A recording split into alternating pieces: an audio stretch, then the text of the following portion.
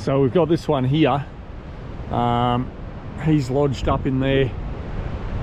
Doesn't look to be too secure up in there, and the thing is, if he falls, he's going to knock the fence down there.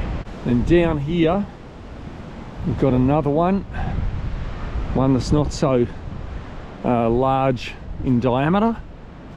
So we've got another large one there, but that's not causing any trouble. That'll just be good to cut up for wood, nice and easy. Great, we've got one there that's over the fence.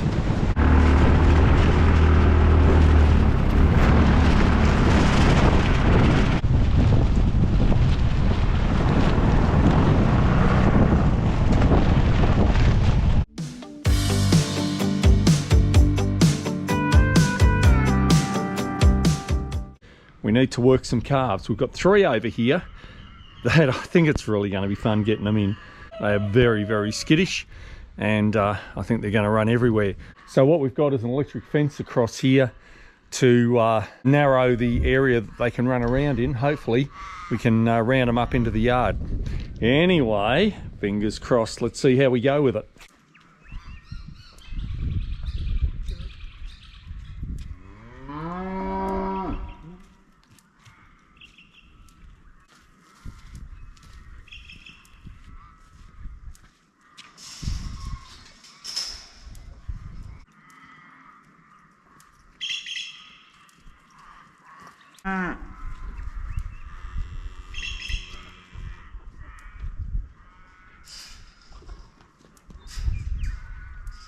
Right, we've got one in over there.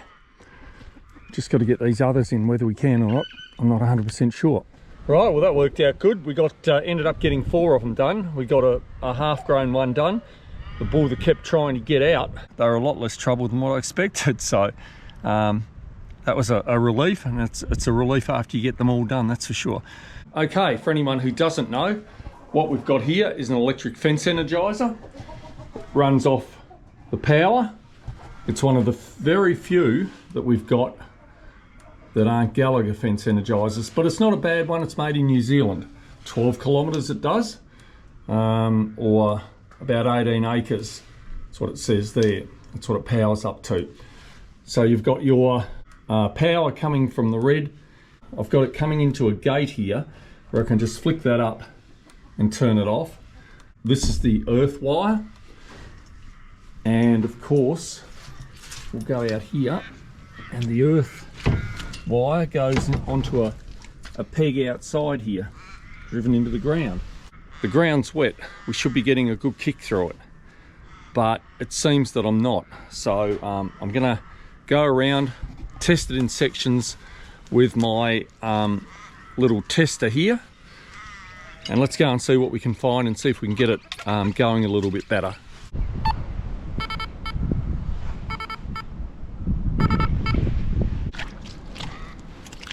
Mushy, very mushy. I'd say part of the problem is this gateway here. We might have to replace the electric wire on it. Let's just see.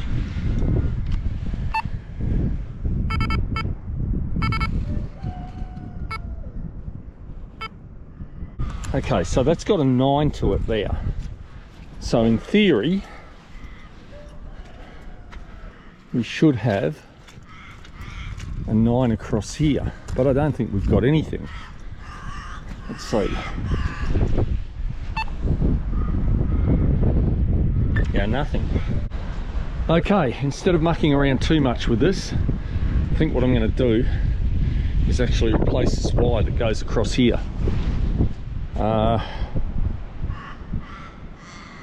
That cuts off the green from the mud, so I'll duck back and get some electric wire, and I think we'll just replace that and see what happens.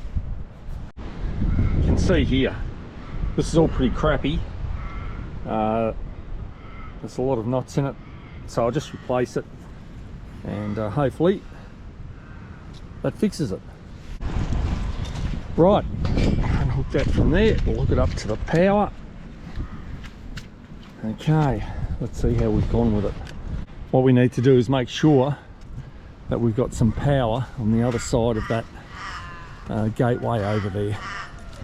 Okay, keep your fingers crossed because a lot of times this doesn't work. So what have we got over here?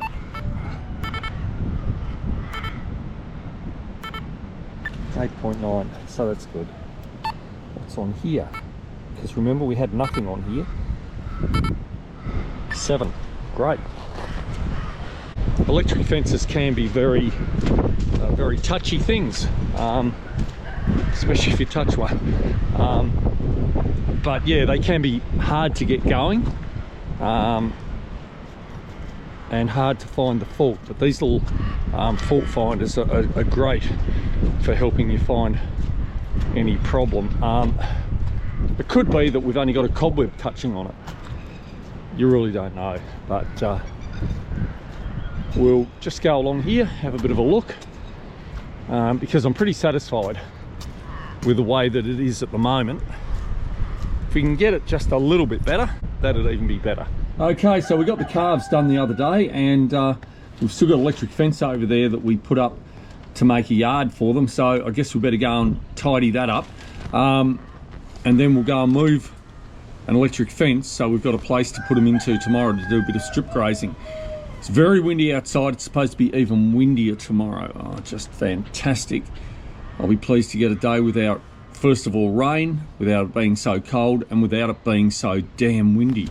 It's unbelievable. We've put up with about 2 months, I guess, of crappy weather, and we've had probably more rain in a couple of weeks than what we've had in the first 9 months of the year. So that goes to show what the weather's like at the moment.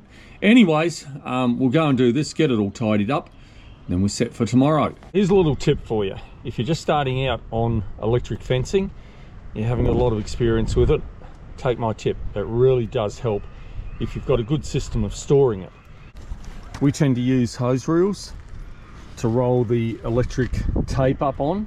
They'll hold about 800 meters of tape, and that's really handy. We also usually strap the electric posts to the back of one of the trucks, because we find that we do most of the electric fencing in those, and when we want them, at least we know where they are then.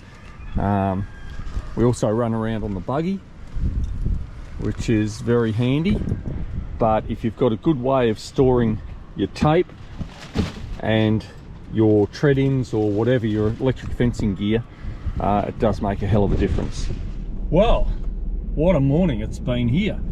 We've had hurricane force winds. We've got a heap of large trees down over the back there. I suppose I should put my seatbelt on. Just heading down the road to grab some cattle pellets, because I'm not quite sure whether we've got to leave the cows locked up during the night or not. When I come back, I'll go around the fence. I know there's 2 very large trees that are down over fences, and a couple of others that are down as well. But I'll tell you what, my buggy actually got blown uphill. I was trying to repair a fence, and I got out, and I thought it was sort of safe where it was, and then we had this gust of wind, and it blew the buggy uphill. I'm not joking, it really did. Blew it uphill. I don't think I've ever seen wind like it before here. Anyway, we're heading down the road now. I've got the chainsaw with me, because I think I'd be very surprised if there wasn't a tree or 2 across the road. We're at a dead-end road here, and I haven't seen any cars go along the road, so you just wouldn't know.